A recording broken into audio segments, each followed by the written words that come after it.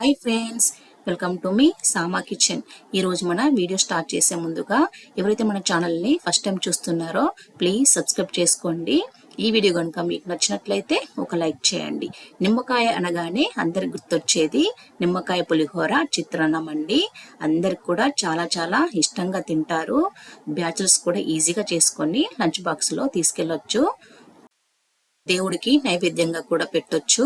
ముందుగా అన్నాన్ని ఉడికించుకొని అన్నం చల్లారిన తర్వాత అందులో ఒక మీడియం సైజు నిమ్మకాయని పిండేసుకోండి.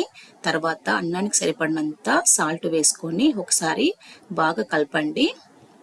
కలిపి పక్కకు పెట్టుకోండి. ఇప్పుడు స్టవ్ ఆన్ చేసుకొని అందులో ఒక 2 టేబుల్ స్పూన్ల వరకు ఆయిల్ వేసుకోండి. ఆయిల్ వేడెక్కాక 1/2 టీ స్పూన్ ఆవాలు, 1/2 టీ స్పూన్ జీలకర్ర, శనగపప్పు, కాష్యూ నట్స్, తర్వాత 1 టీ స్పూన్ వరకు పల్లీలు, వెల్లుల్లి 2, ఎండుమిర్చి ఒక 2, పచ్చిమిర్చి, వేపాకు వేసుకొని ఇవి బాగా వేగిన తర్వాత ఇందులో ఒక 1/2 టీ స్పూన్ వరకు పసుపు వేసుకొని అన్నాన్ని కలపండి. చాలామంది నిమ్మకాయని ఆయిల్లోనే పిండేస్తారు. అలా పిండటం వల్ల చిత్రాన్నం చేదుగా వస్తుందండి. ఎప్పుడు కూడా ఆయిల్లో నిమ్మకాయని పిండొద్దు. బాగా కలిపేసుకొని ఒక ప్లేట్లోకి తీసుకోండి.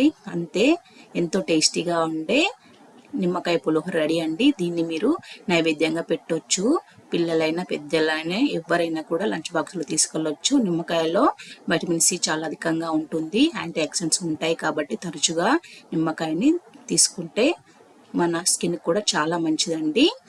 చాలా ఈజీగా అయ్యే రెసిపీ. ఈ రెసిపీ కనుక మీకు నచ్చినట్లయితే లైక్ చేయండి, సబ్స్క్రైబ్ చేయడం మాత్రం మర్చిపోవద్దు. Thank you for watching. Bye.